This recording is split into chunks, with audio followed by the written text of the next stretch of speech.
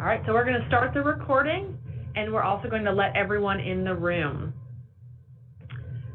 So welcome, everyone. Thanks for joining us for today's webinar. We're going to give people a couple minutes to join us, but I'm Jamie Rogers from NASCA, and we're going to be starting here in about a minute or two our webinar. So we see more people logging in. We're letting them into the room.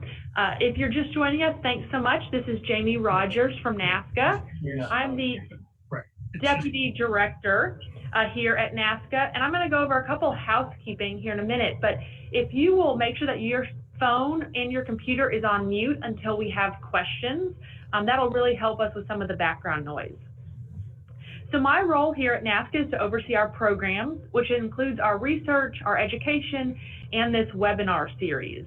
The goal really here is to connect state-to-state thought leadership. So I do want to thank, we have 4 chief administrators on the phone with us today. They're going to share some best practices, and I really wanted to thank them for their time, their willingness to promote ongoing collaboration, sharing best practice, and thought leadership, which is really important at NASCA.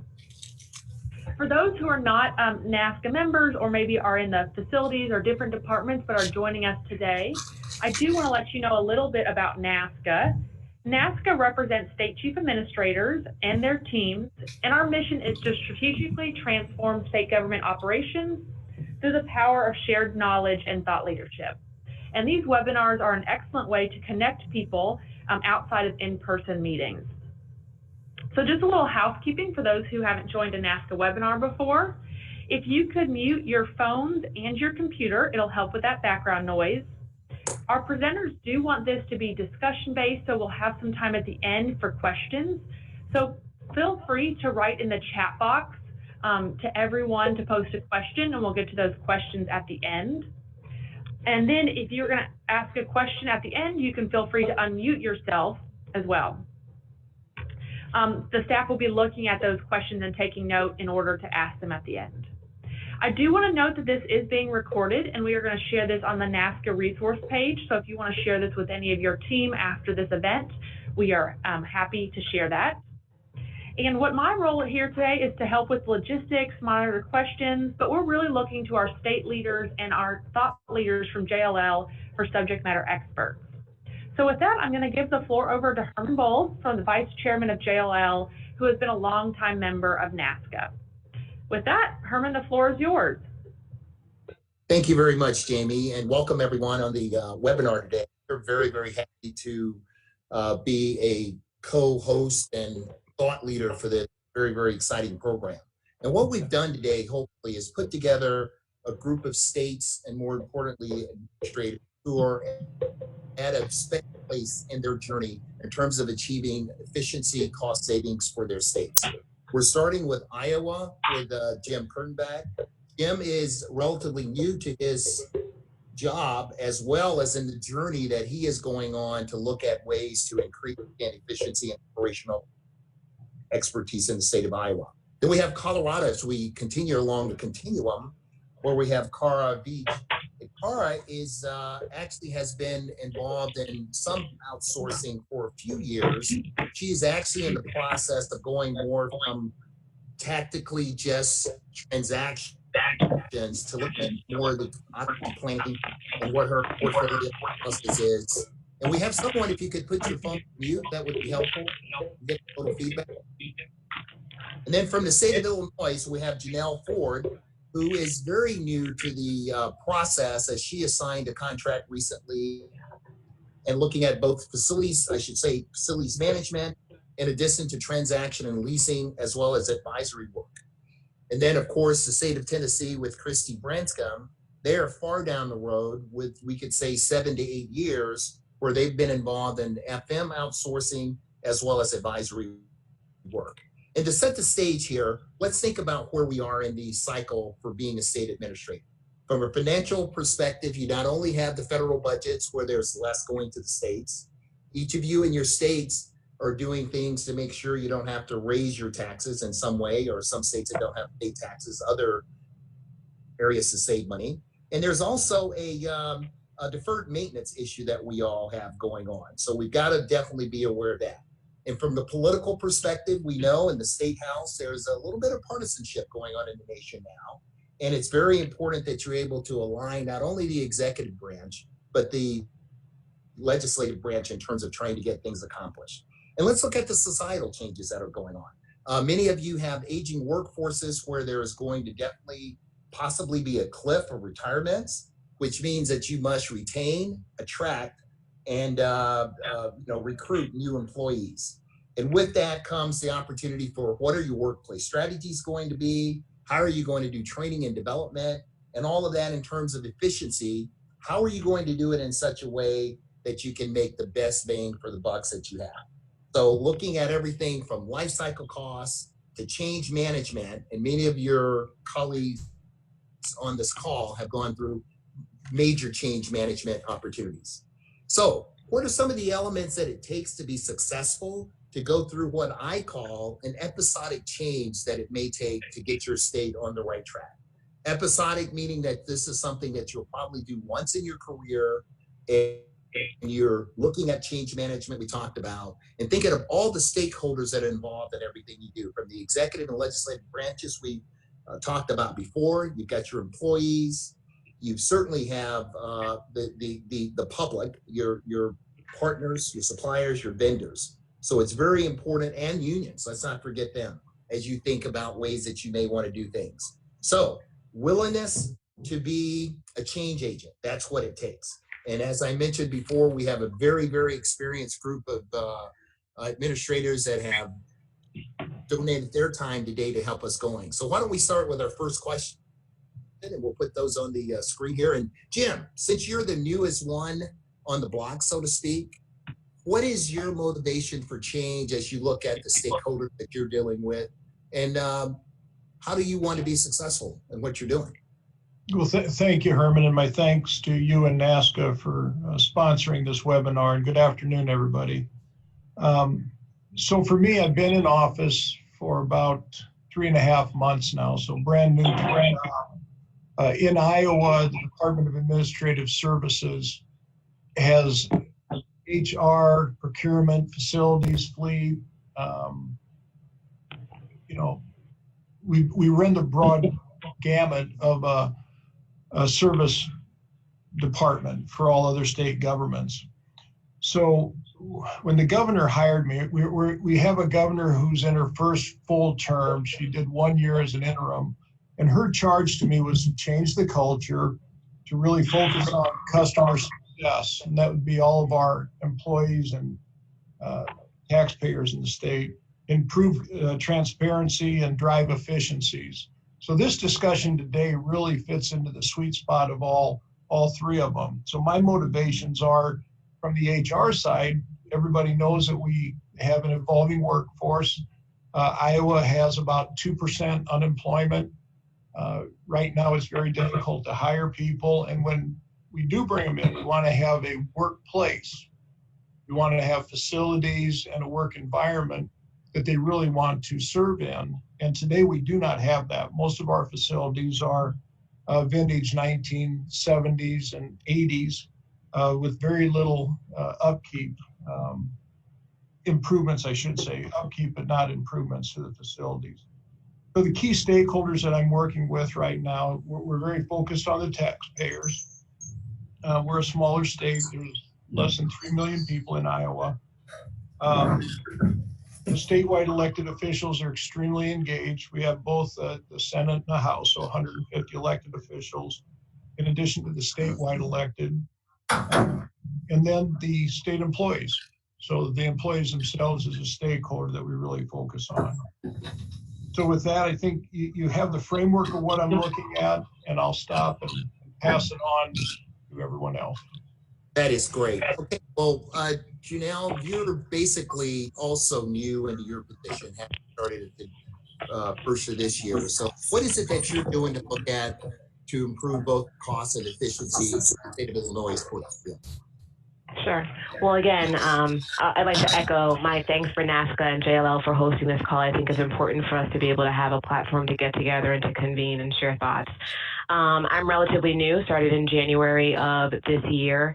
And, as we thought about what is a very much diverse portfolio, 22 million square feet across 650 or so facilities across the state, how do we rationalize?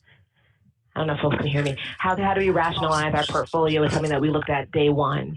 And one of the ways that we kind of started thinking through this process, and I don't think any of it is rocket science, is around truly starting with the where do we need or want to be? Who are we serving? And are we in the best places to serve our customers? That is a longer term view and question that we're answering for ourselves and our colleagues. But while we're having those conversations with agencies and with the governor's office, we are going through the actual analytical exercise of looking at our portfolio and our utilization and really trying to understand, well, one, where do we have data? Where do we not have data? Where and how do we understand how we use our facilities? How do we rethink our lease footprint versus our own footprint? I think like many states, whether on the panel or on the call, one of the realities of our world, unfortunately, is certainly in the state of Illinois, was deferred maintenance and not having capital dollars for a very long, extended period of time. And so when you're not able to make improvements to your facilities or do vertical construction or much vertical construction, and when you're leasing a lot, it changes the dynamic of how you work and how you think about optimizing your portfolio. So while we are having the conversations with the agencies around where do you need to be, who are your constituents, who are the customers that you serve, and can you be co-located, should you be co-located, can you work differently, we're also marrying that approach again with an analytical look to say, how should we think about space standards? How can we optimize not just our portfolio, but also thinking about lease versus own a little differently? And I think we'll probably get to this a little later, where we have opportunities to monetize our assets and to use those dollars differently to fund some of these opportunities. What are those? What does that look like? And then what is the go forward plan? So we've really been taking a deep dive, like I said, into data and making sure that we have a thoughtful, strategic, comprehensive point of view in terms of how to return dollars and efficiency back to taxpayers. Oh, thank you very much, Janelle. And continuing, Cara, I said in the beginning that there's a explosion in terms of possible retirement. So therefore, it's very important that you be able to attract a new generation of workers. What is it that you're doing, and how do you see your real estate portfolio as part of your attraction and retention strategy for the state of Colorado? Sure. Thank you for the question. I'm also writing down things that Jim and Janelle are saying, and I'm sure I'll take a lot of notes from Christy. Just a little bit about our program. We run a centralized, decentralized program on many of our things, including real estate. So what that means for us is through the Office of the State Architecture, we help agencies do their planning, their master planning around real estate, executing leases, negotiating easements, those things. So also as a customer of the Office of State Architect, my department, DPA, also has buildings that we manage in Capital Complex. So it's kind of twofold for us. By way of background, we have about 81 million square feet that we own and 3.5 million that we lease. So as we think about employees and how we manage our real estate, it is a conversation, first and foremost, recruiting and retention. So I am, as one of my goals for the governor, I am charged with becoming an employer of choice. And I'm engaging in meetings around the state, 50 meetings around the state with employees. And someone said today, we asked them what could make things better. They want buildings they can be proud to bring customers into. And like Jim, we're not there yet. Some of our lease space is fantastic. A few of our newer buildings are fantastic, but many of our buildings, particularly in the Capitol Complex in the more historic area, they're not there yet. And like Janelle, we suffer from a lack of maintenance, funding for maintenance. So we are spending lots of time assessing what do flexible work arrangements look like and how can we better optimize the space that we have, letting employees a hotel, providing concierge services, also assessing where can we use offices between departments because we've been so siloed in the past. How do we create a strategic plan that way so that we have better space for all employees to use rather than better space for one department? One of the other things that we see a lot in Colorado is employees' value to mitigating environmental impact. And so this also helps us one of the things we are doing is converting all of our buildings to LED lights. And so things like that, installing EV charging stations, and moving to more electronic EVs, those kinds of things are also helping us attract new employees. And then finally, most of our employees, 45% of us, are in the Denver metro area and work in this Capitol complex or close to the Capitol complex. It's a major transportation hub, so it's the second biggest transportation hub in the state. And so we can encourage employees to take buses or trains down to the Capitol area. But like Janelle, we are also thinking through who needs to be in the Capitol area, because not everyone does. And so what are the spaces, at least in the short term, that we can be leasing to attract employees to different parts of the state? So thinking through better space planning, spending money on capital maintenance, but not just capital maintenance, also making our buildings look nicer. So not just repairing the cracks, but actually bringing productive space to our employees. And as everyone knows, this market is incredibly competitive. And so how do we have spaces that maybe are not as nice as the private sector, but something we can be proud of? Fantastic. Well, you know, as we look about, Christy, you certainly are relatively new to your job, I guess going into 10 months now, but certainly not new to real estate, nor are you new to public service in that fact that you've run a city before.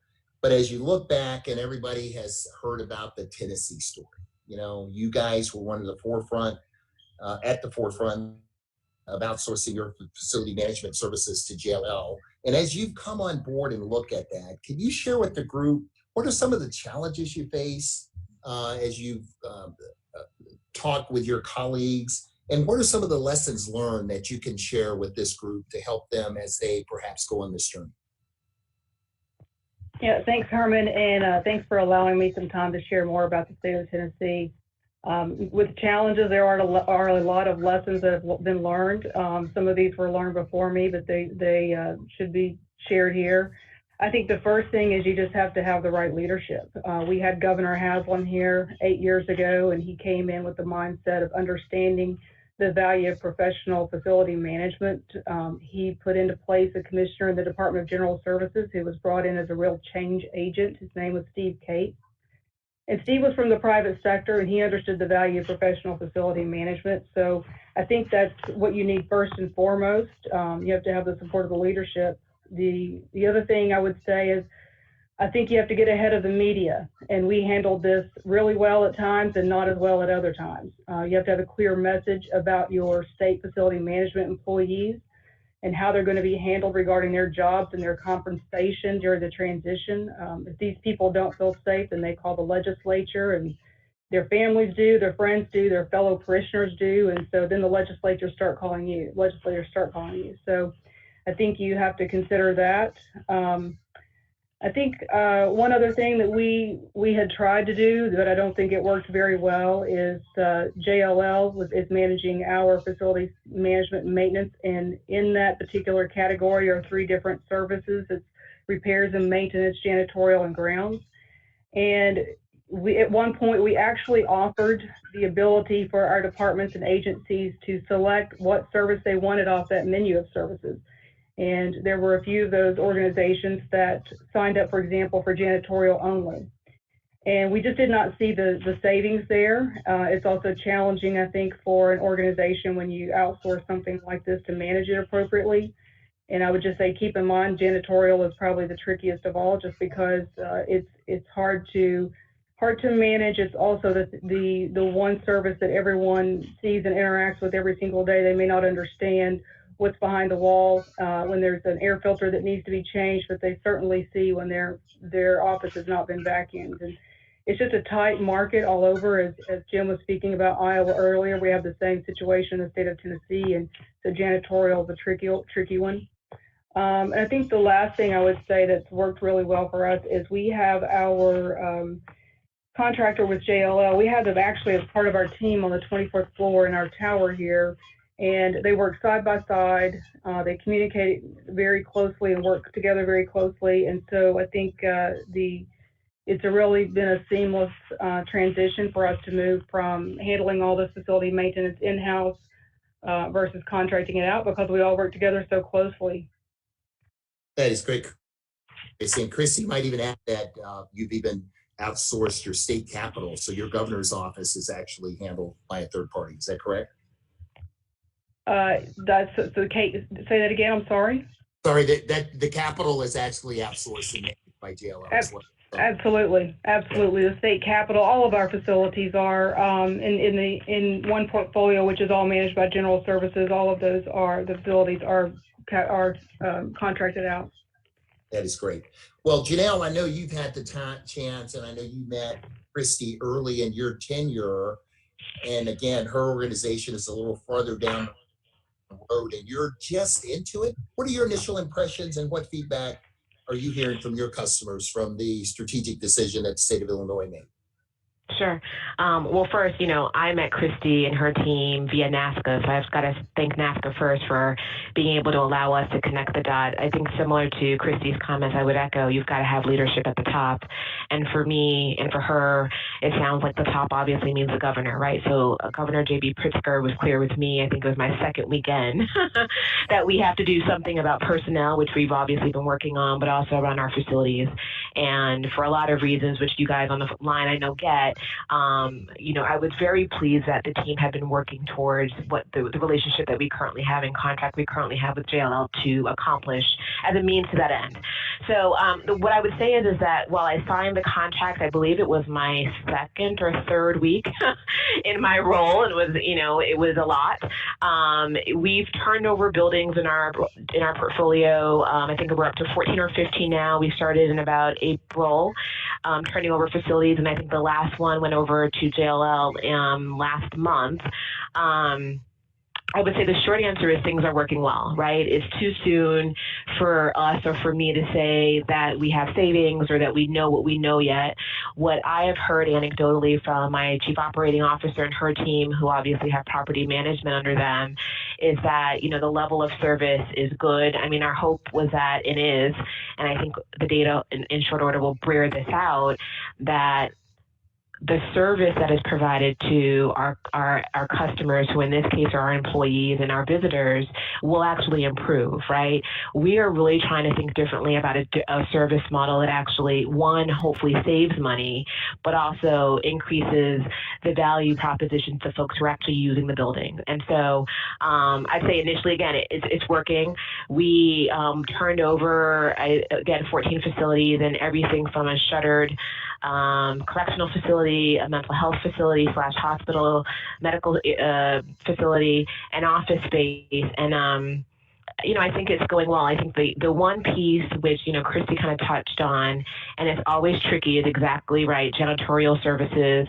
I think also for us, the idea that people may lose jobs is something that is understandably very near and dear to people in their day-to-day, but also for us here in the state of Illinois, one of the things that's truly important to us, and JLL has committed to be a partner with us, is our inclusive procurement practices, right? So we have a program called the Business Enterprise Program, which is to help encourage women and minority-owned and veteran-owned businesses to participate in our procurement processes and in the delivery of goods and services. And I think to have a partner step up to meet our goal and hopefully exceed our goals is also incredibly important to us. So that is one of the things that, and Herman knows this, I'm looking for us, JLL, to do more of.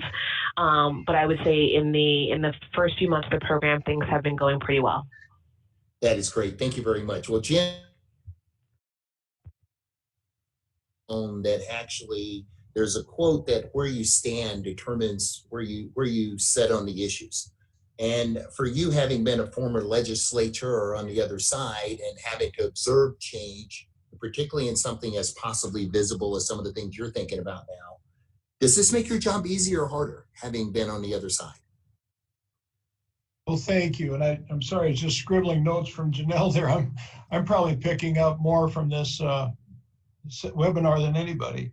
So I appreciate all the insights. Regarding the legislature rule, I've been struggling with that one, Herman. I mean, I tried to always live kind of a modified golden rule that it's, treat the minority members when I was in the majority the same way that I would want to be treated if I was ever in the minority party. And all my time in the legislature, I was in the majority, so I never got to experience that. But I keep reminding the legislators that, you know, everybody just wants to be treated fairly and with respect. Does it make my job easier or harder? Well, I don't know if everyone has to go through confirmation, but in Iowa, directors need to be confirmed by our Senate. So we're appointed by our governor, but confirmed by our Senate. So I'll go through confirmation in February or March of next year, 2020. And I'll find out then if the way I behaved as a legislator worked out or not. Because some of those same senators and representatives are still here. And overall, though, I think what really helped me was being able to understand the language. You know, every business we go into, every industry we go into has its own language and its own terminology and its own way of operating. So I think similarly, if you've been in state government for, you know, 3, 4, 5 or more years, you probably picked up the lingo and would be equally well off as me serving as a legislator for 4 years. So is it easier? I think it's easier on the relationship build for when I go to the legislators where I have a personal relationship and serve with some of them. We'll see next year as I go through our appropriations are January through April of next year. And other than that, I can't really tell you yet if it's going to be long-term easier or harder. I know they have high expectations because they're thinking that I can fully understand what they're focused on and make sure that I'm able to implement. But I guess the jury's a little bit out yet. Is it going to be easier or harder for the long term? Okay, that's great. Well, Kari, you mentioned that you have, I think, 81 million of owned space, 3 million of lease space where you have been partnering in the past. Well, what is it that you're looking to do through your real estate program now? Since I call you a little bit of a hybrid right now. Sure. So at the statewide, that real estate program, we're first and foremost looking to align with the governor's goals around greening government, around flexible work arrangements for employees, and a focus on low-income housing. So we are currently in a process of assessing all state properties, not just state buildings, but all state property to see if there's a better use for that. So particularly low-income housing, but also solar and wind, looking for that. With respect to buildings, we are really spending more time listening to our agencies as we develop our real estate plan, revising or updating our real estate plan, and understanding their agency's specific needs, because as everyone on this call knows, all space is not created equal, nor do all employees in units need the same space or work the same way, or need the same conference room, or need the same deep thinking space. So really understanding their particular needs, and also understanding where we can gain operational efficiencies with shared space between agencies. And then spending some time thinking about which agencies are appropriately in lease space. So often these are federally funded agencies because that amount can fluctuate, and who should be in owned space.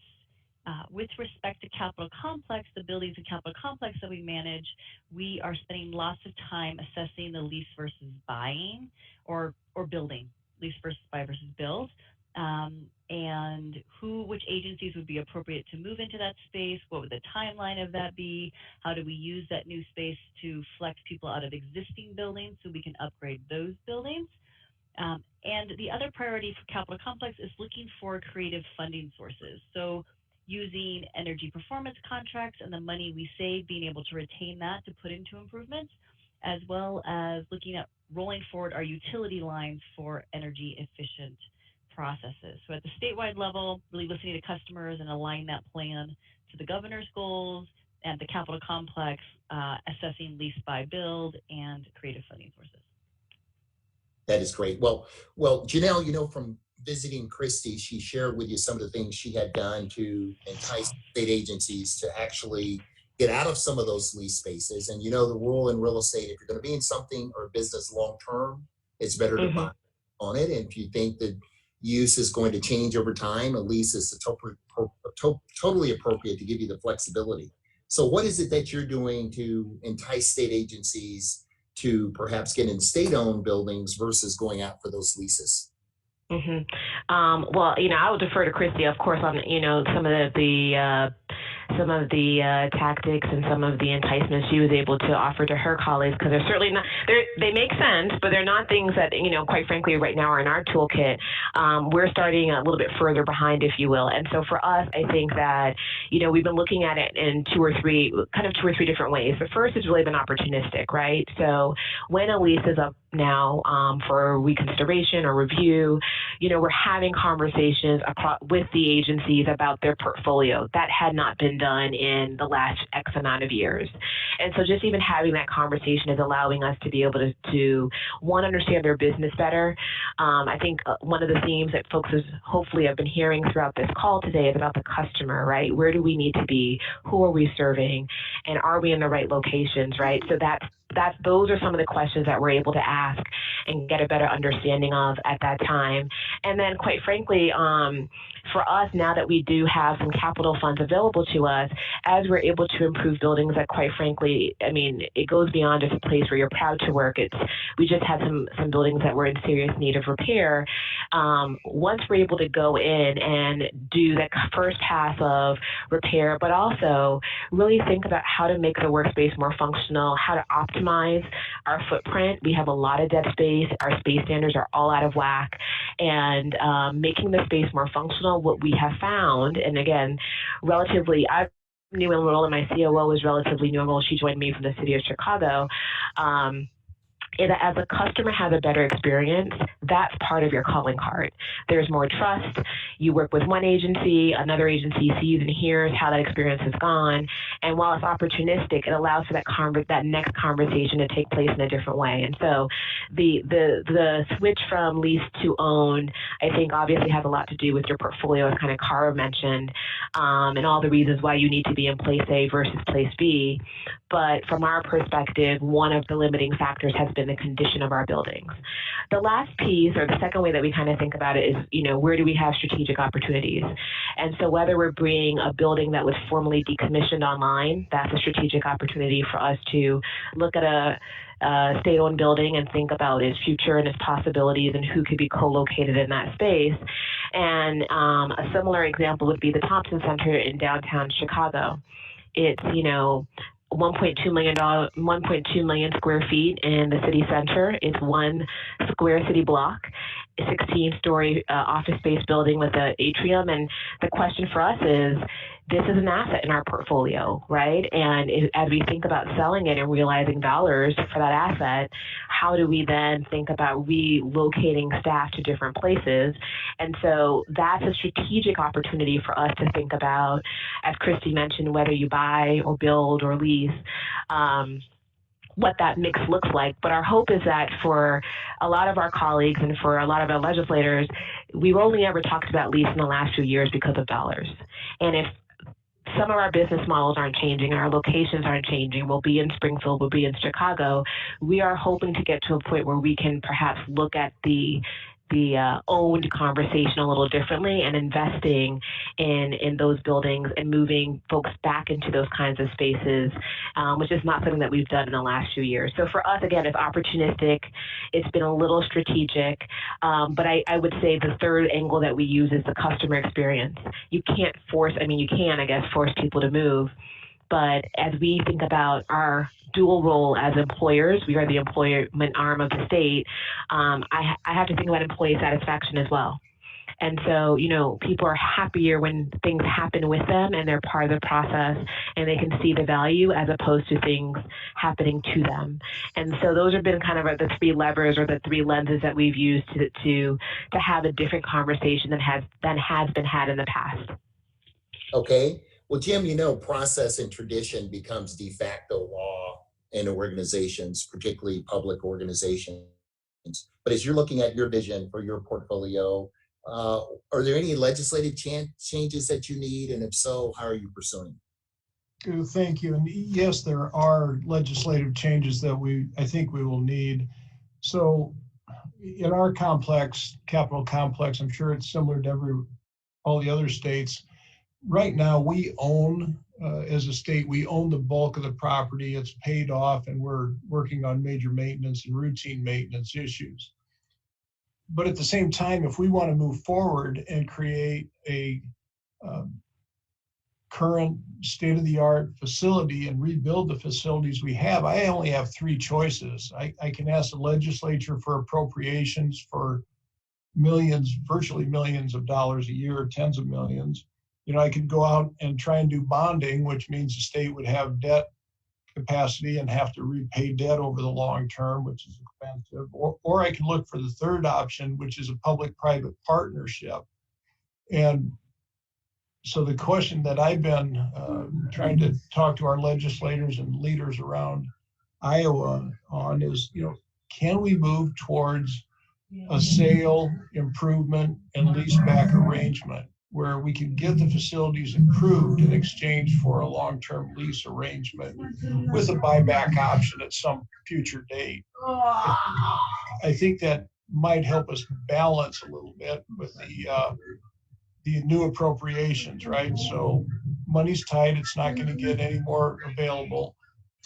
So how do we think creatively? There's the emotional attachment to some of the buildings.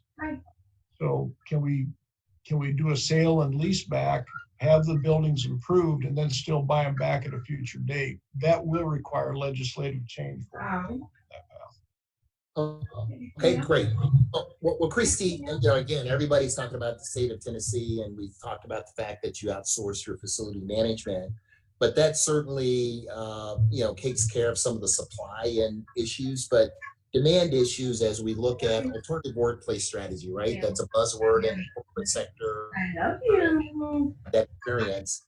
And as you look for your workforce of the future, share with us some of the things that, you know, what you've done with your alternative workplace solutions, and what are some of the issues you're facing?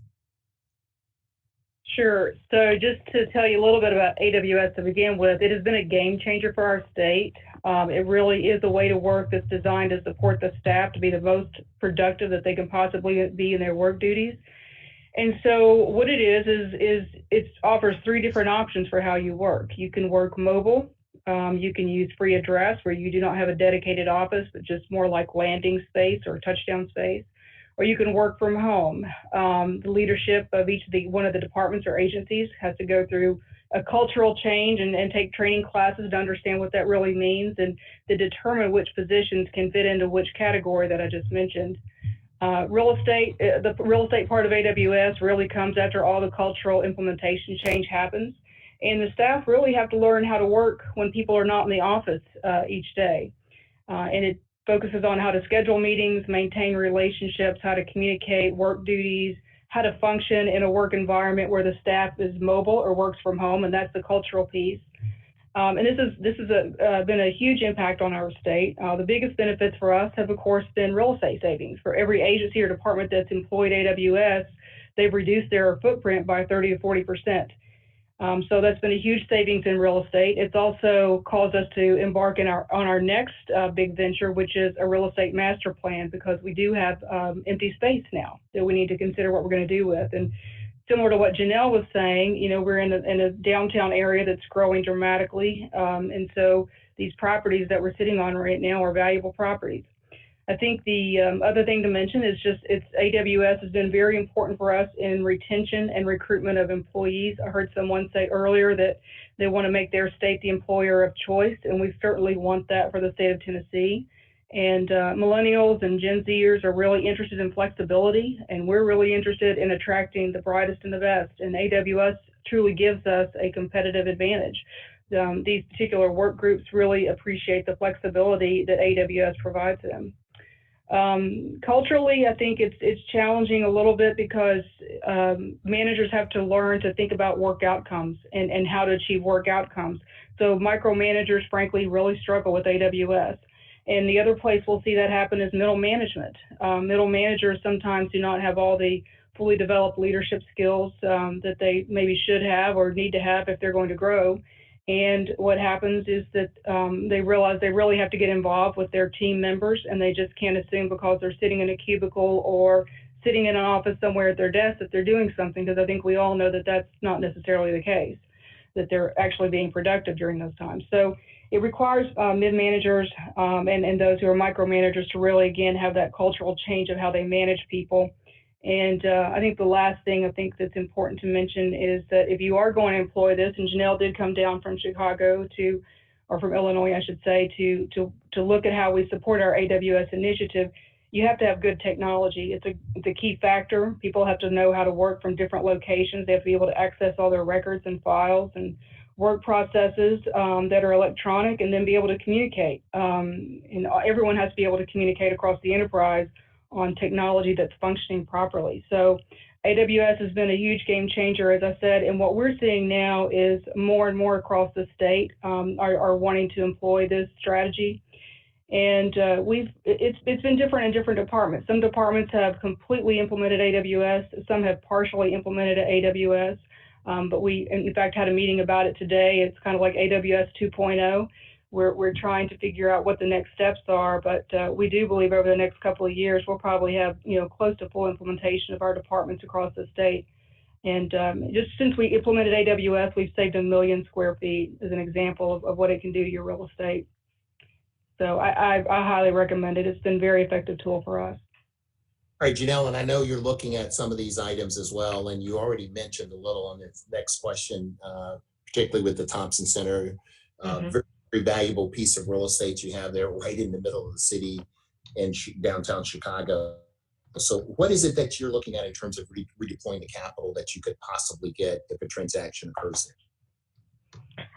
So what I will start off by saying is we are in the middle of a procurement process to bring on board our project manager. And one of the, so this part is public information. One of the things that our project manager will do is really bring the analytical and the real estate expertise to the table to be able to help us evaluate what all of our options are. So I think to Jim's point, we are open to almost any and all of the options that might be available to us. There are a lot of people that have, feel strongly about the Thompson Center, and it is definitely a very interesting, beautiful to some people building in Chicago. But from the state's perspective, it's not a building that allows us to. It's not in its highest and best use, right? From a layout perspective, a cost perspective, but also how we engage our constituency. And so when we, as I mentioned at the top of the call, think about rationalizing our portfolio, when we think about what value we can bring to the enterprise, right? And also, quite frankly, the $320 million plus deferred maintenance on that facility that will need to be done if we were to stay there. We're in a forcing function where we have to think differently. So to your point, Herman, about how would we redeploy capital, I think, from a just very tactical point of view, we are going to bring on the expertise to help us evaluate the myriad of options that might be available to us, whether it's a sale leaseback, whether it's a relocation, a hybrid model of relocate. You guys know there are a lot of different options that could play out, but I think, one of the things that we as facility managers and as a personal arm for the state is we're always thinking about is, and again, special thanks to Christy for letting us come and join her in Tennessee. We really have to think about what is the future of work. And when I said earlier that we have a strategic opportunity, right? The Thompson Center, or the sale of the Thompson Center, is that inflection point for us. What do you do with 24 plus agencies, constitutional officers, and 2,400 employees that were centrally located in one city block? How do you think about where they need to be and how they work? How do you think about the future of work and who's going to replace these people as they retire? And so for us, it is thinking differently about what our footprint needs to be in the future, how we then also leverage our new footprint to become an employer of choice and thinking about some of these alternative work solutions. But really, I think for us, the Thompson Center is probably the most obvious and visible example of us having a gem, if you will, in our portfolio. But I think part of what we'll continue to do with JLL and with the internal team is to rationalize our portfolio and find other, hopefully, gems, they may not be as big, that we can think differently about. And at the end of the day, it's not just about dollars in. Again, I think most of us know there's a risk management piece, right? Not just a deferred maintenance piece, but there's a risk management piece. Getting a liability off my books and returning a property back to a higher use and to the tax roll, that is truly beneficial to taxpayers and to residents. And so I think our lens is multifaceted. Got it. Got it. Well, Chrissy, coming back to you again, since Tennessee has been a leader, and certainly under Governor Haslam and now under Governor Lee, you have two leaders who are challenging you and your team to go out and do great things. What's on the horizon? What other initiatives are you looking at in the state? So Governor Lee really has a background in this arena, which is very helpful. He worked in construction and renovation and in the private sector before he became governor. So he's been a big proponent and a champion for what we're doing. As I mentioned, AWS was the biggest game changer, but I mentioned this as well. One of the reasons that we're embarking on this master plan is each one of our departments and agencies has reduced their square footage by about 30 to 40%. So it's caused us to take a step back and look at what we need to do for the future of our real estate. And so we're going to be embarking on this real estate strategic master plan starting in January of 2020. We're going to start here in the Nashville, Middle Tennessee area. We'll move east to Knoxville and to Chattanooga and west to Memphis, but the idea is we're looking at different properties that perhaps we need to get out of, in the middle of downtown Nashville. There's these very expensive properties that are not at their highest and best use, and they could be converted for something else. So, but other initiatives that we're taking on, one of the big ones and one we've all been talking about here is deferred maintenance. We have deferred maintenance across our state.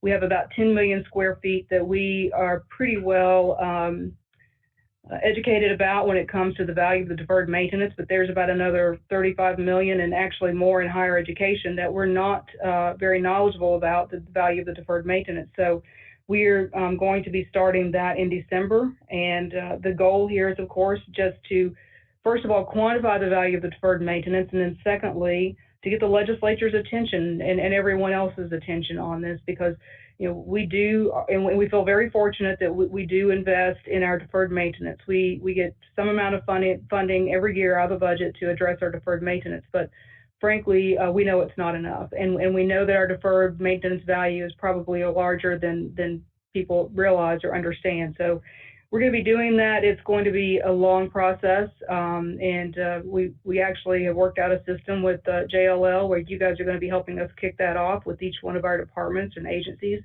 And then we're going to be training our facility staff personnel to do it from that point forward. And so I think it's going to be very important for us to really understand that number, to get that number out there, and then to understand strategically how we support funding deferred maintenance in the future. But if you don't know the number, it's hard to get attention to it, and it's hard to get the money that you need for it. So that's the next big thing that we're going to be working on is the strategic plan, and then quantifying the value of our deferred maintenance. Thank you very much for that. And Janelle, all of us baby boomers, we want our corner office, we want to have everything that we do.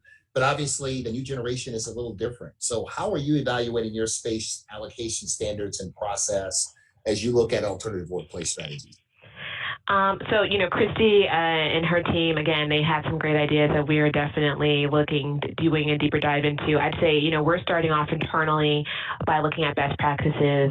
Property management reports up to my chief operating officer, and this is literally her background. So she brings a wealth of expertise in this space. I'll briefly just say that, we really have to tap into, and we're just now getting into this space, into this work in terms of actual space allocation plans, but we really have to look towards not just best practices, but also what does it mean for the employee and for functionality. And so I'm saying what everybody knows, and it's hard to do. One of the things that our COO, her name is Aisha, has been particularly good at the city is really working with clients to really understand their needs and to address our footprint issues and space standards at the same time. And so, we are taking this task on one by one, but it has started with best practices, and we have, I'd say, better than draft space utilization standards, but we will need to be evolving them, right? We have not gotten as far as other states like Tennessee in terms of the, quote, future of work, and that will evolve with us over time. Right now, what we're doing is taking the first step to say, as we're moving you into a new lease space, as we're moving you into another facility, as we're moving you in the same facility, we're revisiting whether or not every single person needs to have an office, or whether or not your cube should be a cube farm, and if there are opportunities for us to have more huddle rooms and stuff like that. And so I would say for the most part, most of our agencies have been open to the conversation.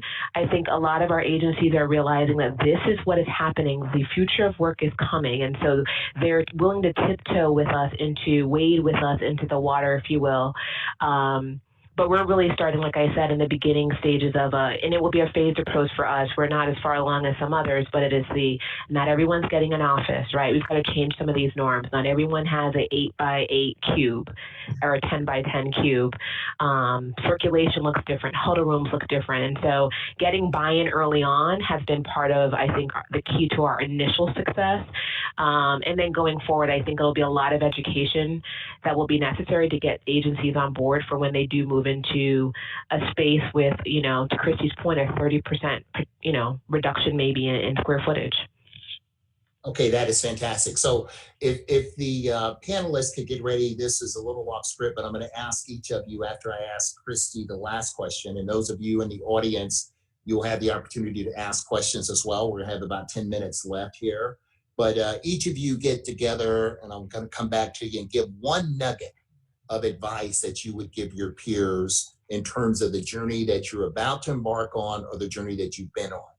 And Christy, to kind of bring it all together, you have the most mature program in terms of the state of Tennessee. And to the extent that at this point, on only about a 10 to 12 million square foot portfolio, you have documented savings of over $50 million that your comptroller, by the way, had to audit and verify. And he's not appointed by the governor. So I think that makes these numbers very believable. Can you share with us, you did that primarily through the outsources of facilities management. Can you share with their audience today, how were those savings achieved and what categories? Sure. I think the obvious savings are this. You have reduced labor costs. For us, I think now what we're seeing is we do more work. We do it in a better way. We do it with better trained staff, and we do it at less cost. I think the other thing that's important is JLL performs a lot of the work itself. And when they self-perform, then of course that helps.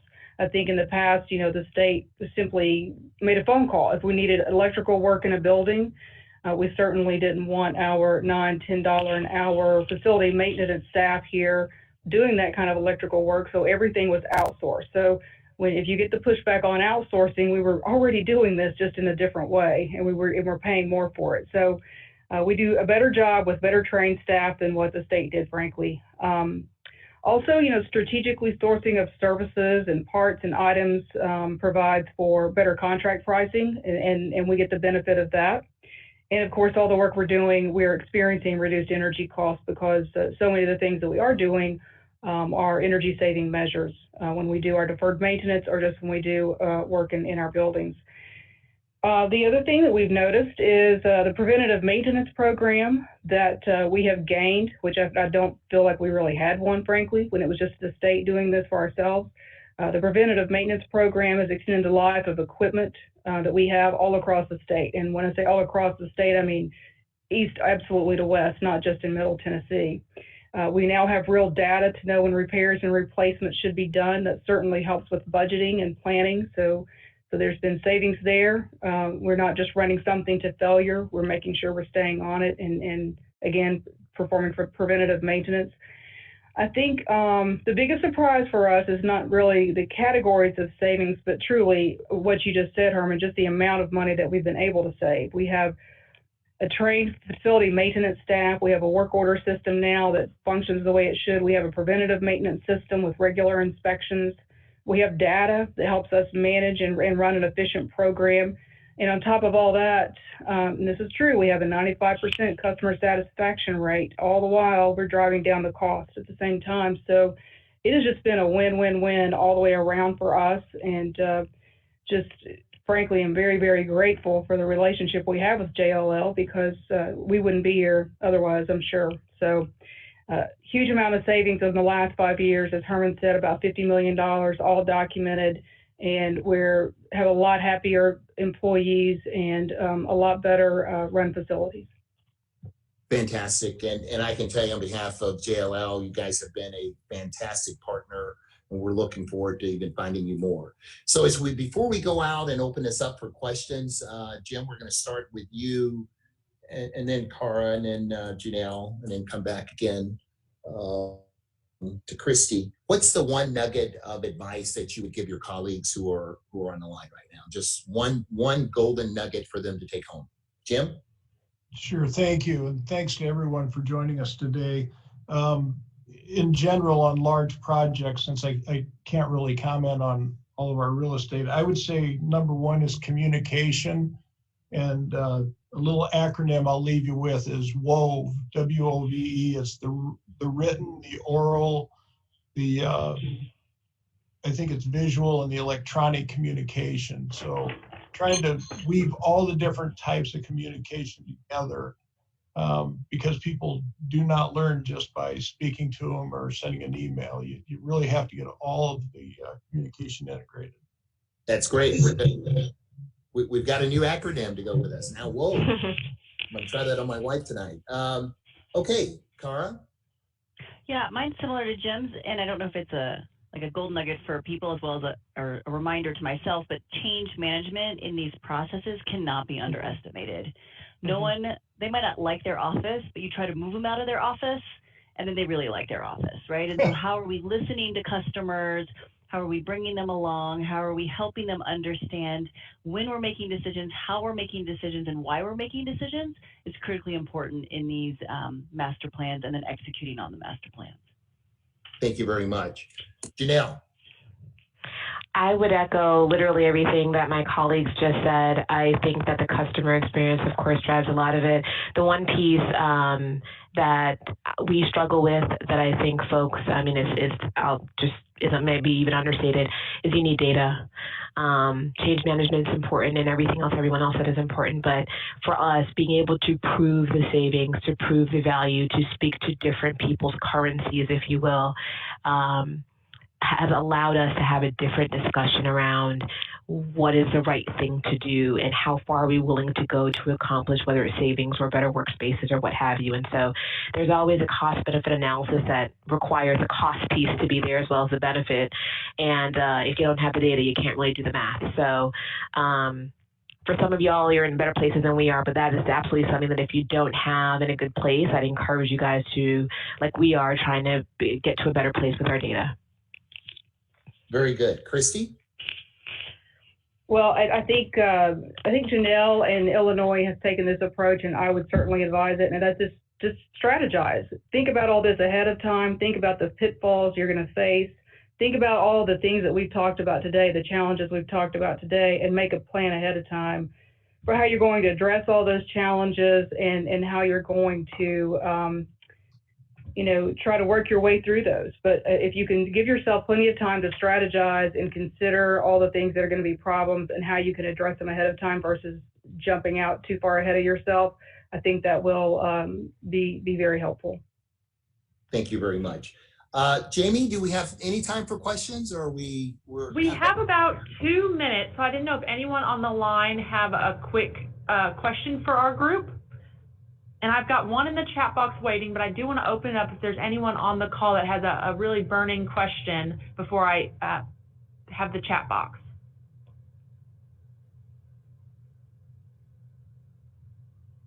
I don't hear anyone. So the one question was, Janelle, you mentioned getting employees are happier when they're involved.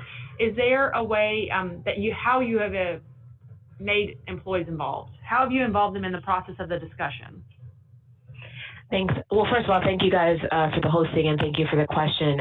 We are still in the infancy stage, if you will. For us, as we've been meeting with different agencies, so I think it's twofold. So as we've been meeting with different agencies, I think our first approach has been to work with the leadership team and various folks in the operations function, but also the HR function, to understand what are some of the needs and concerns of actual employees in that workspace, right? So not just what we perceive as their issues or concerns, but also from their HR perspective, what are they perceiving as their issues and concerns.